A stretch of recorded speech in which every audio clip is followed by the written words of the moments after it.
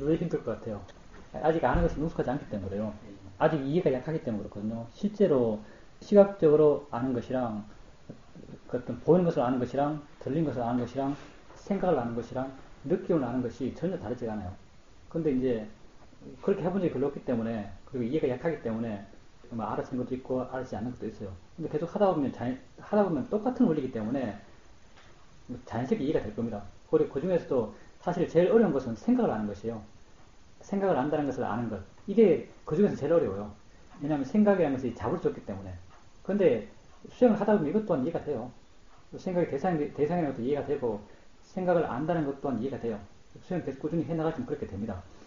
이제 거사님께서 그리고 아는 마음에 대해서, 이전에 전체 대상, 전체 걸 다 안다고 하셨죠?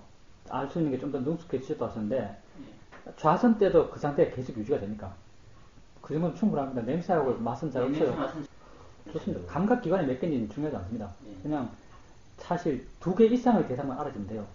두 개 이상의, 여기서 중요한 게 뭐냐면 대상에 대해서 집착하는 마음이 없다는 게 중요해요. 어떤 특정 대상에 대해서 마음이 확 쏠리지 않을 수 있기 때문에 전체인 것을 알 수 있는 거예요. 어떤 특정 대상에 대해서 마음이 강하게 밀착해 있으면, 집착했으면 전체인 것을 알 수가 없어요. 이게 집착하지 않는 마음, 이게 중요한 것이죠. 그리고 집착하지 않는 마음을 수행하게 되면 둘 이상의 대상이 알아지는 거예요. 둘 이상의 감각 기관을 알아야 되는 것이 아니고요. 둘 이상의 대상이면 돼요. 느낌이 두 개도 상관이 없어요. 왜냐하면 두 가지 소리를 듣는 마음이 각각이 달라요. 그러니까 뭐 여러 가지 것을 알기 위해서 노력할 필요가 없어요. 그냥 알아지면 아시고 모르면 몰라도 돼요. 그냥 마음을 고여두고 가만히 지켜보는데도 불구하고 대상도 여러 가지 알아지고 있다면 그걸로 충분합니다. 그러면 바르게 우리 여기서 원하는 알아차림을 해나가는 것이에요. 근데 이제 경행보다는 좌선이 주로 힘들어요. 그렇게 그 상태를 유지하기가. 좌선도 그냥 한 시간 앉아 계신 내내 이렇게 마음이 확 끼어있고 알아지는 것이 계속적으로 잘 알아지고 이렇게 상태가 유지되십니까? 왜냐면 좌선할 때는 쉽게 개발되는 마음의 고요함이기 때문에 그래요. 근데 우리가 전체적인 것을 알 때 고요함과 더불어서 활발한 마음의 힘이 아주 중요해요. 활발한 마음의 힘이 시간이 지나면서도 자연스럽게 약해져 가기 때문에, 보통의 경우에는 약해져 가기 때문에 좌선할 때 이 상태가 계속적으로 유지되는 것이 경험만큼 쉽지가 않아요. 근데 이제 이걸 유지하기 위해서 필요한 게 뭔가? 관심의 힘이에요. 일어나는 것이 재밌어요. 수영을 하다 보면. 보는 게 어떻게 보지? 마음이 어떻게 이렇게 작용할까라는 어떤 그런 재밌어 하는 마음이 일어나면 그러니까 수행의 진행 과정에 대해서 관심의 힘이 이렇게 커져가면 그 상태가 계속 유지가 돼요. 우리가 이 수행을 계속해 나갈 수 있는 가장 기본적인 마음의 힘이 관심이에요. 사실 그리고 관심은 곧 지혜예요. 이런 지혜의 힘으로 수행하기 때문에 우리가 개인적인 노력을 하나도 하지 않아도 이 수행을 계속 유지할 수 있는 것이에요. 그리고 이제 거사님께서 아는 마음을 아는 것, 이제 하나의 대상을 아는 것, 근데 아는 마음을 알 때는 전체의 것을 한꺼번에 알지 못했다고 이렇게 말씀하셨는데 왜 그런가? 각각의 대상을 아는 것을 확인하시게 된 거예요. 예를 들어 소리를 하나 들으면 소리를 안다는 걸 확인하셨어요. 그럼 확인이 돼요. 이렇게 확인될 때는 근데 소리로 마음이 확 쏠려요. 그렇기 때문에 다른 대상은 안 알아져요. 어떤 느낌을 알 때 느낌은 잘 안 알아진다 하셨죠? 보는 것이 알아지십니까? 근데 뭐 사람들과 성향이 다른데 예를 사람도 있겠죠. 근데 보는 것은 사실 이것 가운데 가장 어려운 것 가운데 하나예요. 보는 것을 아는 것, 사실 이건 본다고 아는 것이에요. 본다고 아는 것인데 본다고 아는 것이 그렇게 쉽진 않아요. 왜냐하면 대상이 아주 분명하기 때문에 그래요. 이 본다고 알고 듣는다고 알고 이럴 때는 거사님께서 본다는 것에 마음이 확 쏠렸을 때 쏠리면서 주의를 그리 기울이면서 본다는 것을 체크하셨어요. 그게 이해가 돼요. 소리 같은 경우는 듣는다라고 아는 거 아닙니까? 듣는다라고 마음이 쏠리면서 체크하셔서 듣는구나라고 아셨어요. 그렇기 때문에 하나하나의 아는 마음은 아셨지만 전체적으로 알아지는 어떤 그런 자연스러운 알아차림 패턴 깨진 것이죠. 그리고 아는 마음을 알 때 그 사람의 개인적인 노력이 들어갔어요. 마음의 에너지가 쓰이거든요. 그렇다면 이거 우리 수행의 기본하고 좀 다르죠. 우리 수행에 가급적 나의 개입이 없기를 원해요. 근데 그 사람님은 듣는 마음을 알고자 하는 마음을 강하게 내서 아는 거예요. 이렇게 하는 것도 좋아요. 맨 처음에는 다 이렇게 해요. 그러면 좀 더 능숙하게 되면 어떻게 되는가? 그 사람이 이렇게 가만히 있어요.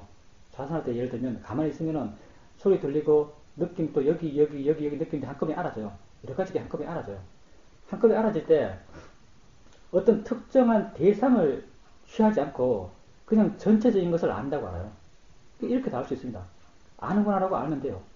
어떤 특정 대상을 아는 것에 주목하면서 지금까지 안다는 마음을 확인하셨는데 그렇게 하지 마시고 그냥 전체적으로 알아주고 있으면은 전체적으로 알아주고 있다는 걸 알면 돼요. 이렇게 하나 저렇게 하나 다 중요하지 않은데 지금처럼 하시는 것처럼 계속 해나가셔도 돼요. 근데 결국은 귀결점이 여기에요. 가만히 있어도 전체 이것이 알아지고 있고 그냥 아는 거라는 질문을 통해서 뭔가 인지하고 있어. 뭐 여러 가지가 인지하고 있죠. 뭔가 인지하고 있음을 확인하는 거예요. 아는 거라고 질문하면서. 그리고 인지하고 있구나라고 내 스스로 내적 수긍이 생겨요. 그걸 아는 마음을 안다 그래요. 그러니까 아는 마음도 두 가지예요. 아는 방법이. 각각 개별적인 대상을 안다는 걸 확인할 수도 있고 전체적인 것을 안다는 것을 확인할 수도 있어요. 그리고 우리가 수행의 능숙에 지금 마지막으로 하는 것은 전체적인 것을 안다는 걸 확인해요. 그렇게 확인하면은 개인적 노력이 안 들어가요. 그리고 자연스러운 알아차림의 상태, 전체적으로 알아진 상태와 어떤 연장선상에 있는 거예요. 특별히 내가 에너지를 투입해서 어떤 조건을 만들 필요가 없어요. 뭐 한번 연구해 보십시오. 그렇게 아는 것이 알아지면 계속 그렇게 계속 안다는 것을 알아가시면 됩니다. 그리고 지금 안 되는 것들, 느낌에 대해서 한번 연구해 보시고 생각에 대해서 알아차림 해 나가면서 한번 연구해 보십시오. 조사해 보십시오. 어떻게 수행해야 되는가. 예, 그렇게 수행해 보십시오. 예, 하실 분 하세요. 예, 그 사람 영상이 아니고 사실 보살님 자가치유를 하신 거예요. 보살님 마음이 좋아져서 보살님이 있던 상처를 치유한 것이에요, 사실. 네. 마음이 좋아지기 때문에. 그런 마음을 떠올렸다는 자체가 벌써 보살님이 알든 모르든 네. 마음에서는 그것에서 많이 신경 써 왔다는 것이거든요. 네. 그리고 그것으로 인해서 마음이 많이 아파왔다는 것이에요. 네. 근데 그렇게 그 사람을 용서해주는 마음이 생겼다는 것은 보살님 마음에서 그런 상처가 많이 아물었다는 어떤 증거가 할 수 있죠. 네. 당연히 그것은 보살님 수행 상태가 좋았고 마음의 조건이 좋았기 때문에 자비의 마음이 생겨나는 것이죠.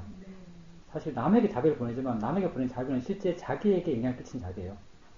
남에게 자비를 보내면 내 마음이 좋아져요. 내가 행복해지죠. 그렇죠.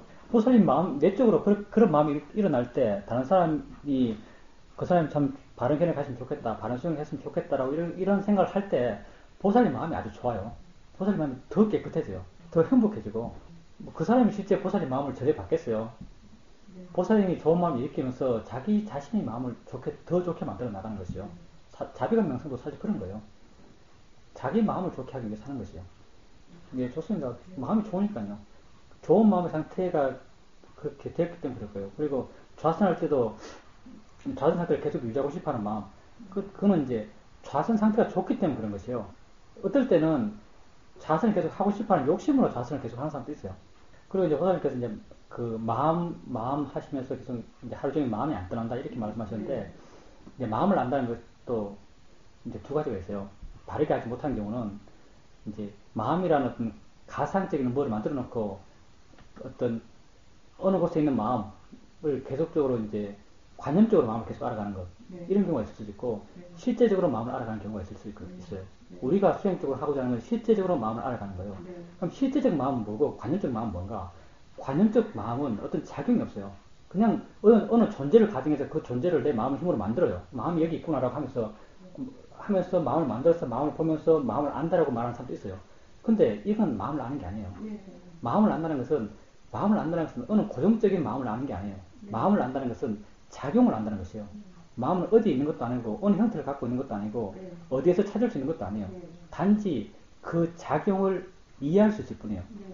그러니까 보살님께서 하루 종일 마음을 안다고 했을 때 바르게 마음을 아는 것은 그 작용을 끊임없이 알아가는 것 그게 바르게 알아차림 해나가는 거예요. 바르게 마음을 알아가는 것이죠. 그 작용이라면 전반적으로 우리 같은 경우는 이제 아는 걸 계속 알아가는 것 그게 마음을 계속 알아가는 것이죠. 그리고 보는 걸 알아가는 것 그리고 생각하는 걸 알아가는 것 듣는 걸 알아가는 것 이런 작용들을 계속적으로 알아갔을 때 마음을 계속 알아간다라고 이렇게 말할 수 있습니다. 만약 보살님께서 그렇게 알아가셨다면 마음을 대상으로 알아차림이 계속 이어졌다라고 이렇게 말할 수 있습니다. 예, 그렇다면 보살님께서 바르게 마음을 알아차림해 나가신 거예요.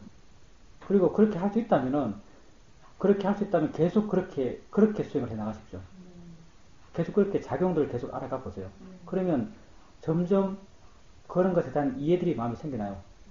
이해가 정말 신기해요. 보살님이 사유적으로 이해하는 게 아니에요. 그냥 보살님이 하는 것은 바른견을 일으키고 그냥 계속 지켜보는 거예요. 바른견을 일으키고 지켜보고 바른견을 일으키고 지켜보고 이렇게 하다 보면은 어느 순간 마음의 조건이 맞았어. 어느 순간 마음이 이해해요. 정말 어떤 통찰지가 생겨나면 이건 내가 이해한 것이 아니라 마음이 이해했다는 생각이 들어요. 이게 불현듯 한순간 확 일어나요. 이런 이해들이. 뭐구나라고 확 알아져요.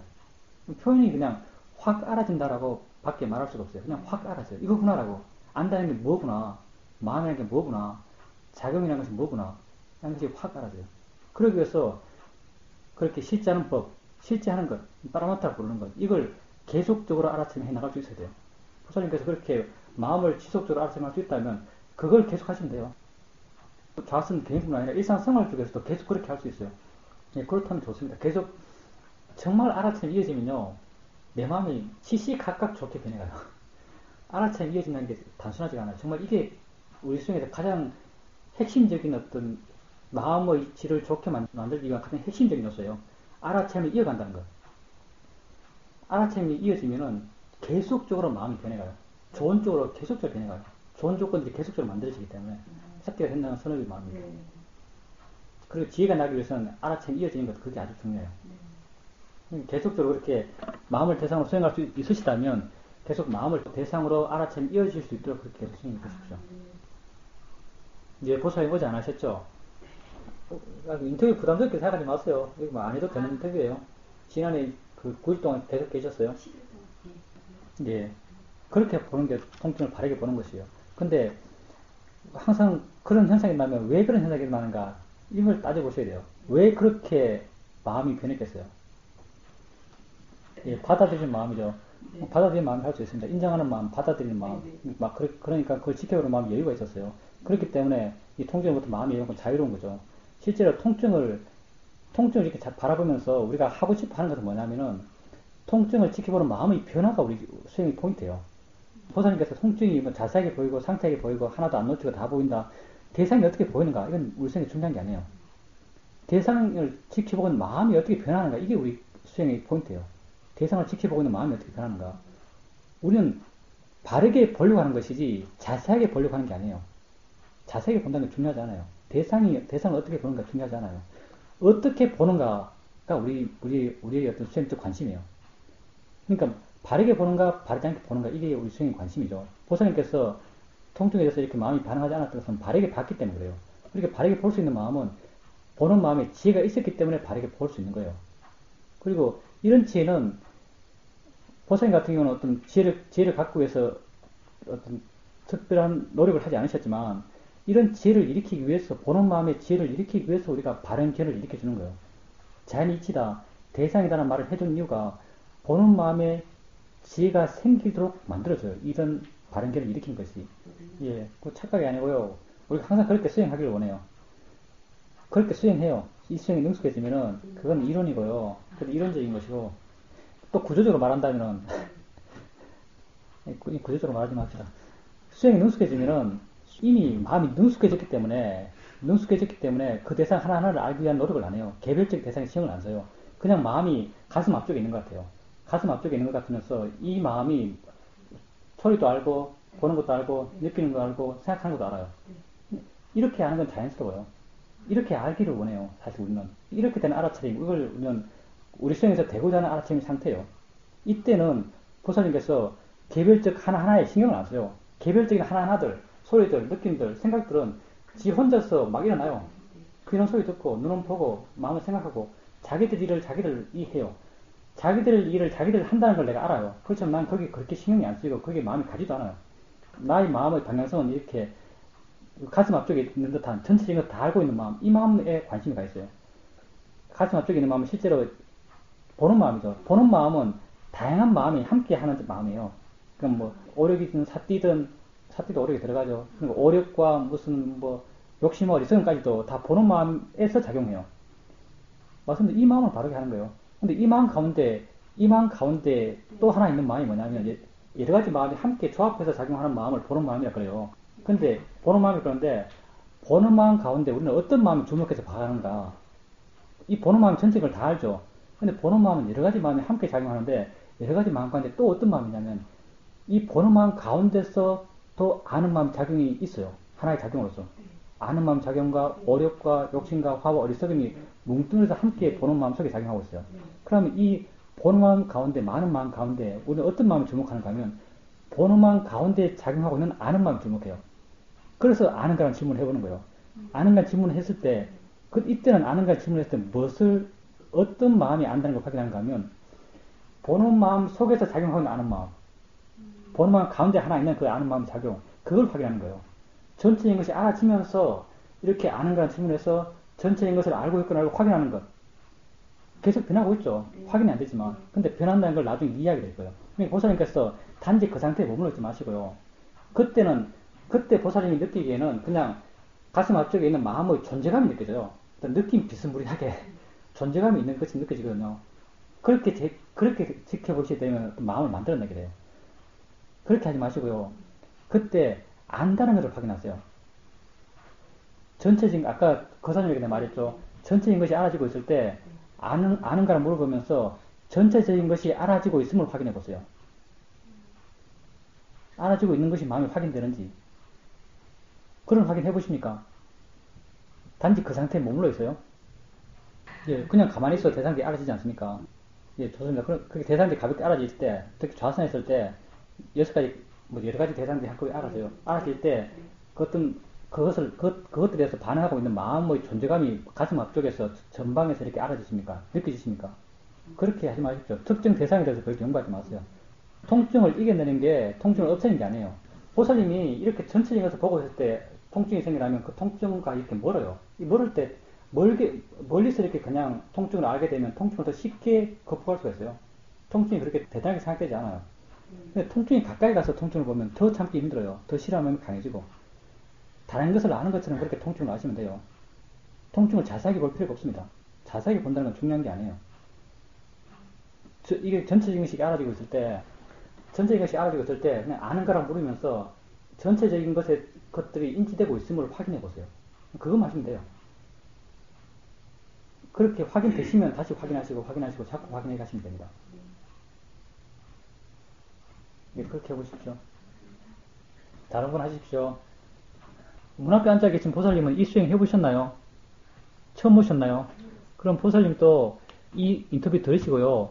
6시 반에 여기 다시 오십시오. 저녁에.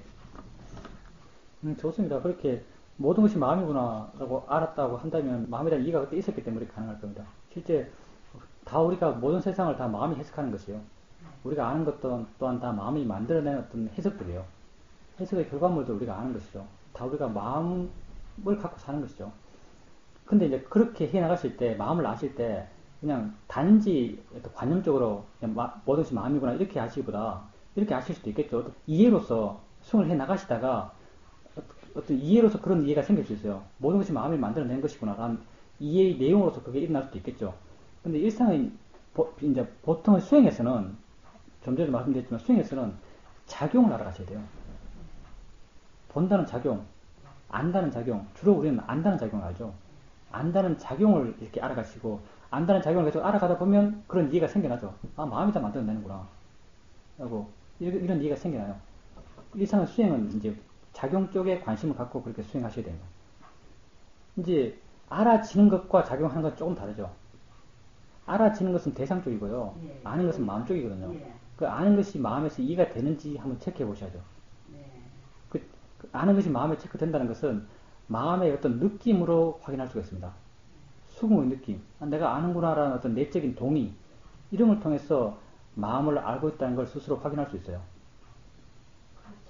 예, 그렇게 이제 일상의 수행 중에는 이렇게 작용 쪽에 신경을 쓰면서 그렇게 수행을 하십시오.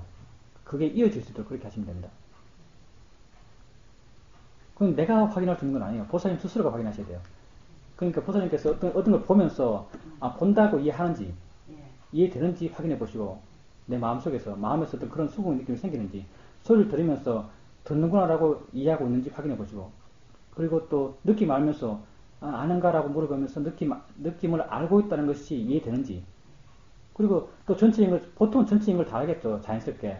전체적인 걸 다 하시면서 아는가라 물었을 때, 아는구나라고 내적 수긍이 생기는지. 그걸 확인해 보면, 그게 확인된다면, 그게 작용을 하는 것이요. 그렇게 확인된다면 자꾸 반복적으로 그 확인을 재확인 해 나가시면 됩니다. 마음이 하기 싫을 때까지. 예, 예, 하십시오. 안녕하세요. 예, 좋습니다. 지혜를 수행하라고 할 때, 이 지혜는 바른 견해요. 자연의 이치다, 대상이라고 이렇게 주는 것. 네. 이게 이렇게 주면서 수행하는 것. 이게 지혜로 수행하는 것이요. 다른 건 없습니다. 그리고 이제 이 지혜 또한 수준이 계속 변해가죠. 그러니까 수행을 맨 처음 시작할 때는 이제 들었던 것. 자연의 이치가 무엇인지에 들었던 것. 대상이 무엇이다에 대해서 들었던 것. 이렇게 들었던 것을 써가면서 수행을 해나가요. 아, 자연의 이치지, 대상이지 떠올려주는 거죠.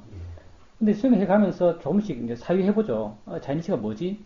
대상이 뭐지? 라고 사유해서 사유적 어떤 결과물들이 있어요. 사유적 이해가 존재해요. 그럼 사유적 이해를 써요. 그럼 좀 더 효과가 좋아요. 지혜가 좀 더 강하게 작용해요. 이렇게 또 자연이치다 대상이라는 바른결을 일으키면서 내가 이해한 만큼 어떤 사회적 이해를 갖고 이해를 적용시켜 나가면서 수행을 해 나가시면 어느 순간 왜 자연이치인지 대상이라는 게 뭔지 이런 어떤 통찰지가 생겨나요. 깊은 이해가 생겨나죠. 그럼 또 이런 깊은 이해의 시각으로 이를 또 봐나가는 거예요. 깊은 이해의 시각으로 수행해 나가는 것이죠. 자기가 어떤 실제하는 것에 대해서 뭔가 이해가 생겨나면 그 이해가 곧 지가 생긴 대상을 바라보는 시각이 돼요. 그러니까 우리 팔정도의 시작이 정견이고 팔정도가 다 끝나고 나서 다시 돌아가는 것도 정견이에요. 정견이 계속 깊어져 가는 거죠. 바른 견해가 점점 깊어져 가요. 내 이해는 다음 순간 다시 그것을 바라보는 견해가 되는 거예요. 내가 만약 아픔에 대해서 수행을 해서 아픔에서 어떤 이해가 생겨났어요. 그럼 아픔에 대한 그 이해는 다음 순간 아픔을 바라보는 나의 시각이 돼요. 나의 견해가 되는 거예요. 그렇게 점점 바른 견해가 깊어져 가는 것이고 점점 더 깊은 지혜를 갖고 수행을 하게 되는 것이죠. 수행의 맨 처음 시작은 이렇게 들어서 아는 것, 생각해서 아는 바른 견해를 갖고 수행해 가는 것. 이게 수행을 맨 처음 시작할 때 지혜를 갖고 수행하는 어떤 그런 형태를 할 수 있습니다. 그 조사를 이야기했었는데 조사를 너무 특별하게 생각하셨어요. 조사란 것이 시행 과정 중에서 어느 단계가 되면은 조사를 해야 되는가. 교사님께서 이런 식으로 생각하고 계신지 모르겠는데요. 전혀 그런 거 아닙니다. 조사는 사실은요, 수행이 잘 안 되니까 하는 거예요. 수행이 잘 안 되니까 양념으로 하는 거예요, 양념으로. 여기서 수행이 잘 안 된다는 것은 뭘 말하는가. 수행에 관심이 없을 때. 일어나는 것이 별로 관심이 없어요. 마음에 힘이 없어요. 마음의 깨어남이 약해요. 이럴 때 조사를 해줘요. 왜 조사를 해주는가? 조사의 목적이 뭔가? 조사는 보통 질문으로 이루어지지 않습니까? 근데 질문에 대한 답을 얻기 위해서 조사하는 게 아니에요. 우린 답을 안 원해요. 조사는 왜 하는가? 질문을 해가지고 왜 이렇지라고 질문해요. 질문하면은 정말 왜 이렇지라는 관심이 생겨나요. 왜 이렇지라는 관심이 생겨나면 관심이 나면 조사의 목적은 관심 그 자체예요. 수행에 대해서 관심이 생겨나면 그게 조사의 목적이에요. 관심이 생겨났다면 조사의 목적이 성공한 거예요. 답을 얻기 위해서 조사하는 게 아니에요. 관심을 일으키기 위해서 조사하는 거예요. 예를 들어서 졸리면은 졸림이 뭐지? 라는 이런 조사를 해요. 졸림이 뭐지라는 답을 얻기 위해서 하는 게 아니에요. 졸리는 걸 바라보면서 좀 더 관심있게 졸림을 보기 위해서 이런 조사를 해주는 것이에요. 그럼 보통 어떤 걸 조사해야 되는가? 어떤 걸 조사해야 되는가 하면 실제로 일어나고 있는 것, 실제 하는 것을 조사해 주셔야 돼요. 뭐 흔히들 한 조사들 화가 나면 왜 화냈지, 저 사람은 왜 저런 말 했지, 이런 조사들 있을 수 있겠죠. 이런 조사는 수행적 의미가 있는 게 아니에요. 수행적 의미가 있는 것은 실제 하는 것, 화가 뭐지? 이런 거예요. 화가 어떻게 몸에 이런 느낌을 갖고 오지? 이런 것. 그 일어나는 그 자체, 내게 알아지는 그 자체에 대해서 관심이 생기게 하도록 하는 질문들. 이게 수행해 가면서 거사님이 해야 될 질문입니다. 생각이 난다면 생각을 하고 있는데 마음 힘이 약하고 생각에 대해서 관심이 생겨났어요. 그러면 생각이 뭐지? 마음이 생각하나? 내가 생각하는 건가? 어떻게 이런 조사들. 거사님에게 알아지는 것들, 실제로 알아지는 것들에 대해서 조사를 하셔야 되고, 그 조사의 목적이 답을 얻기 위해서 하는 게 아니에요. 좀 더 관심 있게 그걸 보기 위해서 하는 거예요. 생각에 빠질 수도 있겠죠. 조사를 사유해 나가면은, 이제 그건 생각에 빠질 수가 있어요. 근데 조사는 아주 단순하게 하면 돼요. 그냥 질문만 하면 돼요. 그건 우리가 원하는 조사가 아니에요.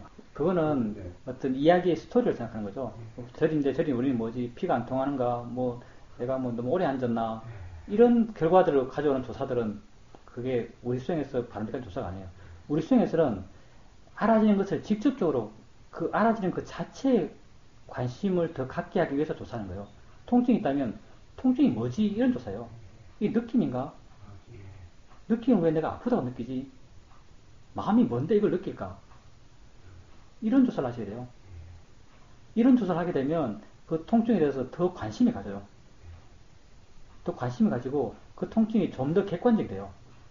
아까 사유적 조사를 말씀하셨는데, 통증이 왜 일어났지? 뭐 피가 안 통했나? 뭐, 너무 오래 앉아있었나? 이렇게 전개되면 계속 사유적 전개가 되는 거죠. 근데 일어나는 그 실제에 대한 질문을 하는 거예요. 사실, 실제에 대한 질문은 답이 잘 나오는 질문이 아니에요. 통증이 뭐지? 답이 나옵니까, 이게? 그러니까 관심 자체가 목적이기 때문에 답을 요구하지가 않아요. 그럼 알아차리면 잘 되세요. 마음이 가볍게 대상들 알아가십니까? 좋습니다. 마음이 가볍게 대상들을 알아간다면 무슨 수행을 바르게 하고 계신 거예요. 그리고 그러면 그럴 때 이제 한 대상을 알아가시는 거예요? 아니면 전체적으로 다 하십니까? 전체적으로 다 알아지십니까? 그렇게 다 알아지시면은 그 안다는 것도 확인되십니까? 이제 그냥 알고 있으면 사띠가 있다고 생각하면 됩니다. 사띠가 좋습니다. 자, 저 시간에도 이제 이에 대해서 설명했는데, 이제 그 아는 마음과 사띠의 차이에 대해서 이야기하는 건데, 알고 있으면 사띠가 있는 거예요. 그럼 아는 마음은 뭔가? 아는 마음은 또 아는 것 아닌가라고 이렇게 말해요. 근데 아는 마음과 사띠는 빨리부터 다르죠. 빨리에서 아는 마음은 위냐나예요. 위냐나. 사띠는 그냥 사띠죠. 그럼 위냐는 뭔가? 위냐는 뭐냐면요, 대상이 들어와요. 대상이 들어왔을 때 대상과 접하는 첫 마음이에요. 대상으로부터 맨 처음 정보를 취하는 마음. 이걸 위냐나라고 그래요. 그러니까 보이는 게 들어와요. 보이는 게 눈에 들어오죠. 그럼 눈에서 어떤 마음이 일어나서 보이는 것과 함께 작용해요. 이게 안식이죠. 안식이 눈에 아는 마음이에요.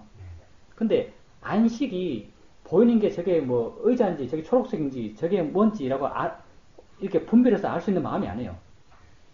안식은 그걸 몰라요. 안식은 아주 순수하게 인지만 하는 마음이에요. 인지. 그것에 대해서 인지만 하는 마음이에요. 그걸 받아들이기만 하는 마음이에요. 이걸 우리는 아는 마음이라고 해요. 아는가라고 물었을 때 확인하는 것이, 저게 뭔지 아는구나, 이게 아니에요.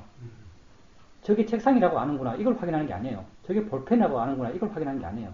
아는가라고 질문했을 때 뭔가 인지하고 있음을 확인하는 거예요. 뭔가 마음이 대상에 대해서 반응하고 있어요. 인지하고 있어요.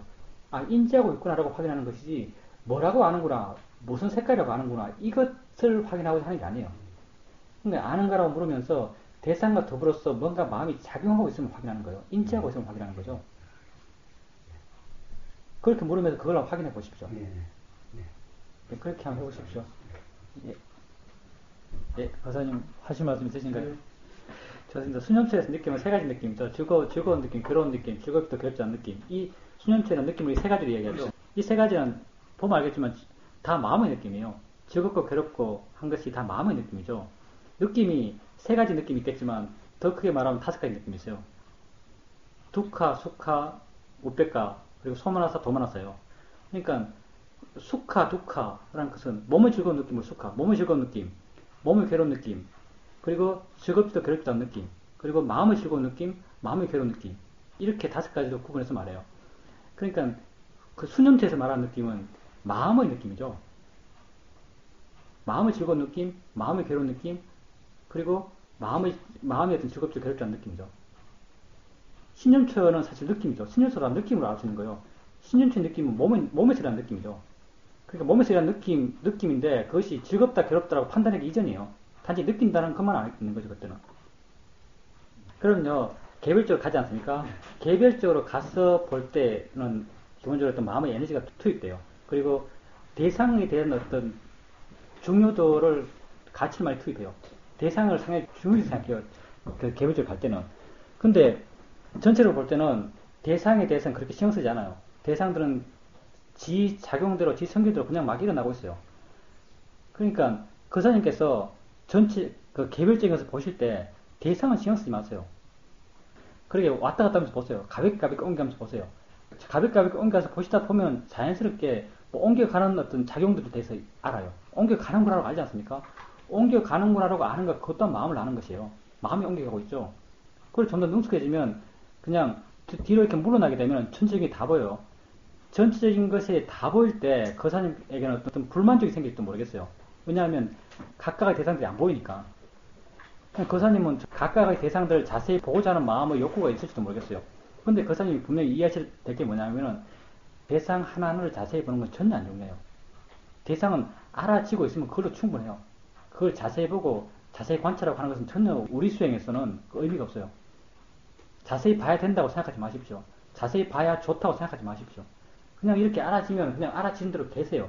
그때 거사님이 단지 그 상태에 머물러 있는 것이 아니고 마음적으로 확인해 보세요.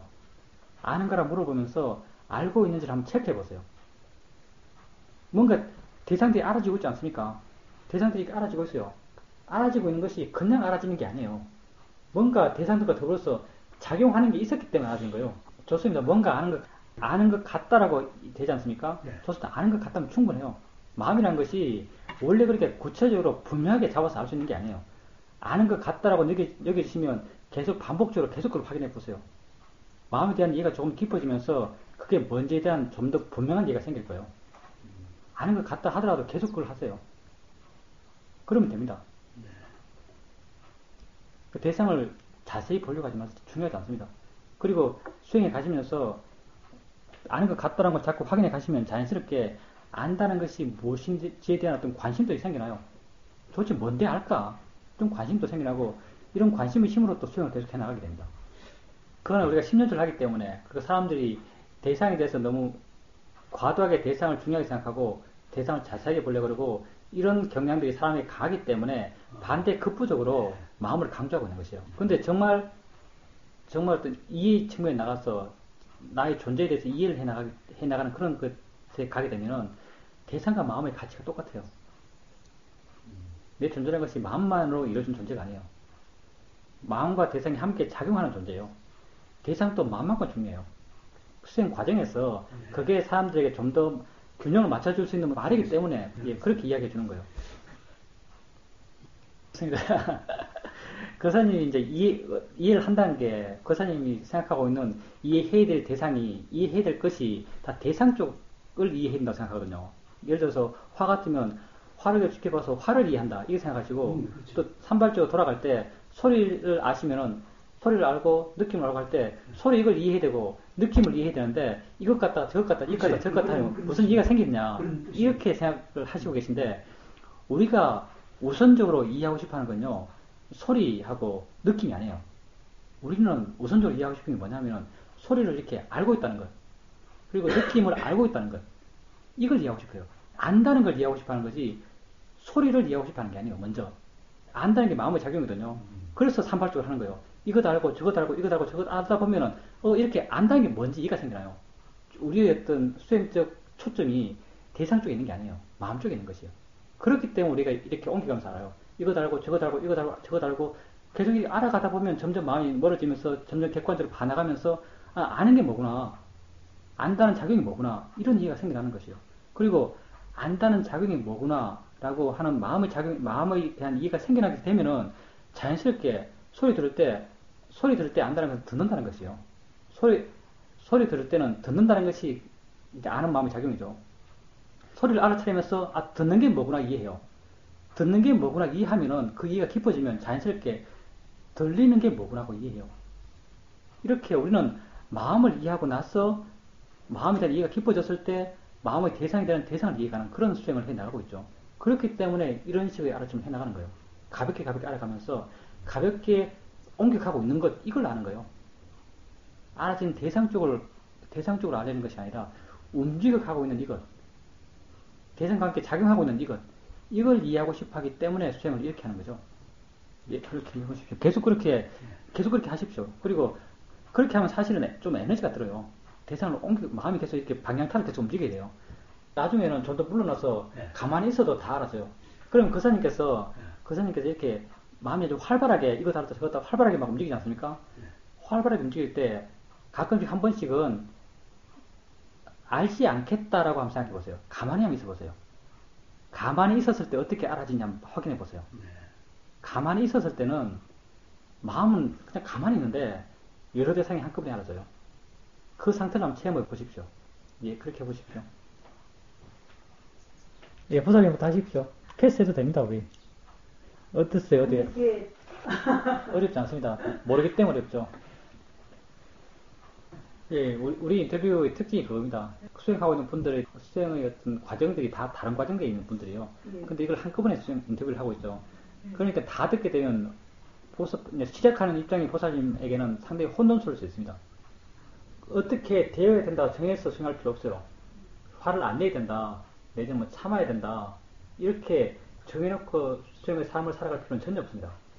수행자의 삶이라는 것은 무엇이 일어나든 바르게 보는 것이에요. 바르게 보는 거, 거기에 우리 포인트가 있는 거예요. 그러니까 화가 나면 화 안 내야 되는 게 아니에요. 화가 나면 그냥 화를 알면 돼요. 화 났구나라고 알면 돼요. 중요한 건 어떻게 보는 것이기 때문에 뭐가 나더라도 신경 쓰지 마세요. 나면 난다고 아세요. 지 성질대로 지가 일어나는 거예요. 그리고 화가 일어나면 마음에 화가 있다라고 이렇게 가볍게 알아주면 돼요. 자연히 있다고 알아주면 돼요. 그렇게 봐주는 것, 그걸로 충분합니다. 그렇게 자꾸 가다 보면 자연스럽게 어떤 화에 대한 이해가 생겨나고, 화에 대한 이해가 생겨나면 화로부터 조금씩 자유로워질 수가 있어요. 계속 그렇게 지켜보시면 됩니다. 그리고 이제 아들에 참여하셨다고 하셨는데, 물론 참여할 때 우리 마음이라는 것은 계속되지 않아요. 보살님께서는 참여하고 아들이 잘 되길 바라고 그때 마음은 아주 좋아요. 정말 진심으로 아들이 잘 되길 바라요. 정말 아들에 대해서 뭐 자비심도 막 일어나는 것 같아요. 좋은 마음이죠. 근데 나중에 다시 아들하고 같이 살아요. 근데 아마 같이 살면서는 화도 났을 거예요. 아들에 대해서. 그러면 보살님께서는 어떤 가정을 하고 계시냐면 그때 마음이 좋았으니까 아들에 대해서 마음이 좋았으니까 계속 아들에 대해서 마음이 좋아야 되지 않나 이런 생각을 하고 계신데 전혀 그렇지 않아요. 우리 마음이라는 것은요. 시시각각 변해가요. 조건이 변해가면 계속 변해가요. 그때 아들 대상으로 좋은 마음이 있다고 해서 지금 아들에 대해서 좋은 마음이 있다는 보장은 전혀 없어요. 지금 새로운 조건 속에서 새로운 마음이 일어나고 있어요. 새로운 마음은 전의 것과의 인과가 아주 약해요. 지금 현재의 어떤 상황 속에서 일어나는 거예요. 그것 또한 일어난다고 아셔야 돼요. 보살님께서는 뭐 좀 당황스러울지도 몰라요. 저는 그렇게 마음이 좋았는데 지금 왜 이렇게 좋았던 대상, 내가 사랑한다고 생각하는 대상, 사랑해야 될 대상에 대해서 뭐 짜증 난다든가 화가 난다든가 싫어하는 마음이 난다든가 이런 마음이 왜 나는가라고 생각할지 모르겠는데 이런 마음이 나는 것이 당연하다는 걸 아셔야 돼요. 우리 마음은 이게 당연해요. 좋습니다. 그럼 보살님께서 아들이 정말 잘 되기를 원하고 아들을 위해서 이렇게 제가 힘들 정도로 이렇게 아들을 위해서 해주고 있지 않습니까? 이렇게 그냥 보살님 모든 어떤 관심, 의식이 아들을 향해 있고 그를 위해서 이렇게 해가고 계시다면 그것은 집착이 아주 쉬워요. 집착의 조함으로 해주고 있는 것이에요. 집착의 열정을 해주고 있는 것이죠. 집착하는 마음이 욕심의 마음이고 욕심의 마음이 계속적으로 마음에 작용하고 있기 때문에 우선 마음이 지쳐요. 욕심은 번뇌고 번뇌는 우리 마음을 괴롭게 만들어요. 마음이 지쳐가죠. 더불어서 몸도 지쳐가요. 에너지도 점점 줄어들어 갈 거예요. 보살님이 그럴 때 그렇게 집착의 마음으로 해주는 번뇌의 마음은 실제는 아들을 위해서 해주는 게 아니에요. 그 번뇌의 마음을 일으키는 기본 원인은 보살님 자신에게 있어요. 보살님 자신이 원해서 자신의 어떤 목적에 부합하는 행동을 하는 거예요, 사실은. 아들을 위해서 해준다고 자신은 합리화시키고 있지만 실제 판단 기준은 무엇을 해줄까, 어떻게 해줄까의 판단 기준은 보살님 자신에게 있어요. 자신이 원하는 걸 하고, 자신이 원하는 어떤 말을 하고, 자신이 원하는 어떤 행위를 해주고 있어요. 어떤 표면적으로는 참 좋은 일이죠. 아들을 위해서 해주고 있어요. 근데 내면적으로는 끊임없이 안 좋은 마음이 작용하고 있는 것이에요. 물론 우리 수행은 그런 것들 또한 극복하고 돼요. 그런 마음들을 계속 보살님이 지켜보시고 이해해 나가셔야 돼요. 마음을 알아가시고 아들의 대상으로도 실제라는 것은 뭔지 계속 알아가 보십시오. 보인다는 것. 아들 또한 내가 아들을 보고 있을 때도 실제 내가 아들이라고 생각하고 있지만 내게 직접적으로 알아지는 것은 보인다는 것과 들린다는 것이에요. 그리고 보살님이 자신에게 일어나는 것들도 계속적으로 여기서 수행하고 있는 것처럼 바르게 알아가 보십시오. 바르게 알아간다는 것이 뭐냐면요. 다 객관적으로 봐간다는 것이요. 점점 좋아함과 싫어함이 없는 마음으로 봐간다는 것이요. 우리가 자연이치다, 대상이다라는 마음을 일으켜주는 것도 어떤 대상에 반응하지 않는 것, 좋아함이 없이, 싫어함이 없이 그 대상을 객관적으로 봐가려는 마음의 힘을 키워가는 거예요. 그리고 점점 그 대상에 대한 집착들을 어떤 이런 수행을 통해서 줄여가요. 그러면 나중에는 대상이 전혀 반응하지 않는 마음으로, 그걸 우리는 우백가라고 부르고 평온이라고 부르고, 부탁해서 이걸 중도라고 말했어요. 대상에 대해서 반응하지 않는 마음으로 대상을 알아요. 대상에 대해서 반응하지 않으면서 대상을 알아가는 것이 보살님 수행을 통해서 계속 개발해 나가야 될 마음이에요. 이런 마음 점점 개발돼 가보십시오. 나중에 보살님 자신을 그렇게 보는 것에 능숙해지고 나중에는 다른 사람 또한 그렇게 반응해요. 집착 없는 마음으로 봐가요. 집착 없는 마음으로 본다는 것은 그 사람에 대해서 어떤 기대감도 크게 있지 않아요. 설령 그 사람이 잘못돼도 내 마음은 그렇게 아프지 않아요. 그리고 그런 상황 속에서 내가 또 그 사람을 위해서 뭔가를 어떤 행위를 하고 어떤 말을 해줘요. 이렇게 중도의 힘, 평온의 힘이 많이 개발된 사람이 다른 사람에게 뭘 해줄 때 기준이 어딨는가? 보살님이 지금 현재 아들에게 뭘 해줄 때 보살님 자신의 판단을 이렇게 해주고 있을 때 이때는 아들이 어떤 존재다, 아들이 어떻게 되어야 한다, 어떻게 좋게 되어야 한다 이런 어떤 것에 대한 강한 믿음들이 있고 그 믿음에 충실하기 위해서 자기 판단을 해 나가고 있어요. 근데 이렇게 평온의 마음이 강하게 개발되면 아들이 어떻게 되든 그렇게 내 마음에 자극이 안 돼요. 그렇지만 지금 하고 있는 같은 행위를 해요. 똑같은 행위를. 똑같은 행위를 하는데 이렇게 행위할 때의 행위를 일으키는 기준이 뭐가 되는가? 그때는 보살님이 되지 않고 아들이 돼요. 그 사람에게 필요한 말을 해주고 그 사람에게 필요한 행위를 해줘요. 왜냐하면 내가 그 사람에게 갖고 있는 큰 기대감이 없기 때문에 그 사람이 어떻게 되기를 바라는 강한 욕구가 없기 때문에 그냥 단지 점점 해준다는 것만 있게 돼요. 그렇게 되었을 때 진짜 보살님은 아들을 위해서 뭔가를 해줄 수 있는 거예요. 그리고 보살님은 아들 때문에 마음이 고통받지도 않아요. 아들에게 필요한 것, 그 사람이 마땅히 그렇게 되어 가야 할 것들을 가르쳐줘요. 그렇게 되기 위해서는 수행을 통해서 그런 마음의 힘을 키워가야 돼요. 보살님 지금 하고 있는 것, 느낌 알고, 소리 알고, 이렇게 알아갈 때, 자연의 이치지, 대상이지, 라고 알아가는 것. 그게 바로 그런 마음을 키워가는 것이죠. 화가 있을 때, 화났구나 알고, 이건 자연의 이치지, 대상이지라고 알아갈 때, 그게 바로 그런 마음을 키워가는 거예요. 점점 이런 마음의 힘을 키워가셔야 됩니다. 계속적으로 알아차림을 해 나가셔야 돼요. 있으면 있다고 가볍게 알아가 보십시오. 가장 중립적인 대상으로부터 수행을 시작하셔야 됩니다. 느낌들, 엉덩이 느낌, 손의 느낌, 소리 들리는 것, 느낌 있구나라고 하시고, 또 다른 곳에 느낌 있구나 하시고, 소리 있구나 하시고, 이렇게 가볍게 대상을 옮겨가면서 대상을 알아가십시오. 점점 마음의 힘이 좋아져요. 그 바른결을 일으키시고, 자연의 이치다, 대상이다라는 바른결을 일으키시면서 이렇게 알아처럼 해가 보십시오. 그런 마음의 힘을 키워가십시오. 그럼 나중에 보살님 스스로를 피곤하게 하지 않으면서 아들과의 관계가 원만해질 겁니다. 아들을 위해서 뭔가 해줄 수 있어요. 그렇게 해주는 게 진짜 남을 위하는 거예요. 진정한 자비는 그렇게 하는 자비입니다. 우선 수행해 보십시오. 기본적으로. 예, 그렇게 해보십시오. 죽음이라는 것은 이제 이론적인 거예요. 사실 잘 몰라요. 아무도 몰라요. 안 죽어봤으니까. 이론적인 것이고, 이론에서는 이 생의 마지막 마음의 조건을 원인으로 해서 다음 생이 결정된다라고 이론에서 말하고 있어요. 근데 사실 내가 이제 안 좋은 조건들도 수행의 대상을 삼아서 수행하십시오라는 말을 해주기 위해서 이런 일화를 들었던 거예요. 근데 실제로 수행은 다음 생에 잘나기 위해서 수행하는 게 아니에요. 다음 생에 좋은 몸으로 태어나기 위해서 수행하는 게 아니에요. 수행은 이 순간 고통받지 않기 위해서 수행하는 거예요. 예를 들어서 죽음에 가까이 임박했어요. 몸이 아파요. 고통스럽죠. 수행에 대해서 전혀 모르는 사람은 그냥 고통을 견딜 수밖에 없어요. 아주 고통스럽고, 고통이 계속 빠져들고, 고통을 계속 싫어하고, 싫어하는 마음이 커지면 커져갈수록 고통은 더 고통스러워요. 그냥 정말 고통 속에서 죽어가죠. 고문받는 거 비슷하겠죠. 어떻게 대처할 방법이 전혀 없어요. 그렇다면 수행하는 사람은 어떤가? 수행하는 사람은 고통이 있으면 고통스럽구나라고 알아요. 자연의 이치라고 알아요. 대상이라고 알아요. 고통스럽다는 게 내게 알아지기 때문에 이건 대상이에요. 그러면은 이런 지혜 힘이 커지면은 이렇게 고통스러운 것으로부터 마음이 이렇게 멀어져요. 고통이 있다는 걸, 고통이라는 것을 나와 동일시하지 않아요. 어떤 객체로서, 대상으로서 볼 수 있는 마음이 생겨나요. 그러면 고통이 있지만 고통으로부터 내 마음은 그렇게 고통받지 않아요. 지혜의 힘이 좋아지면 이렇게 돼요. 이렇게 이 순간 고통받지 않게 수행하는 거지 다음 생을 잘 받기 위해서 수행하는 게 아니에요. 근데 이론에서는 이렇게 죽음을 맞이하면 다음 생에 좋은 존재로 태어난다고 이론이 말하고 있어요. 근데 그건 우리가 자세히 알지는 못하죠. 이론에 설명하는, 윤회를 설명하는 이론이 있습니다. 아비담마에서 윤회를 설명하고 있어요. 나름. 근데 별로 중요하지 않습니다. 우리 수행에서. 일단 중요한 건 지금 수행하는 거예요. 계속 그렇게 마음의 힘을 키우고 가셔야 됩니다.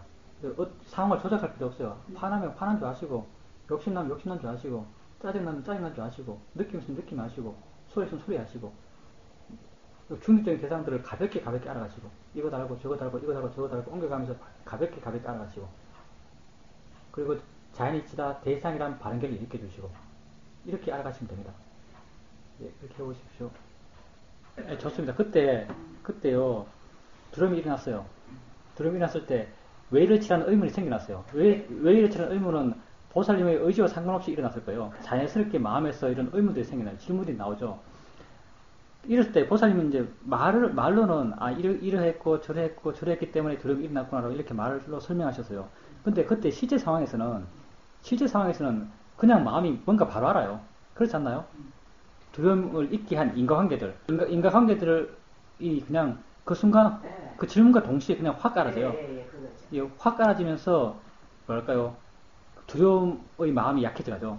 근데 이렇게 인과관계가 확 깔아질 때 왜 그렇게 확 깔아지는가?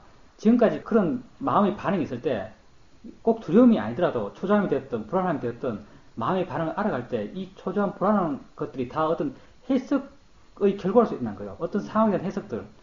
그리고 이런 상황에 대한 해석들은 대체로 그릇된 해석이 많아요. 안 좋게 해석하고 두려움을 일으킨 해석을 하고 초조함을 일으킨 해석을 하고 이런 해석의 결과로서 일으킬 필요가 없는 초조함을 일으키고 두려움을 일으키고 이래 해왔던 것을 지금까지 관찰해 오신 거죠.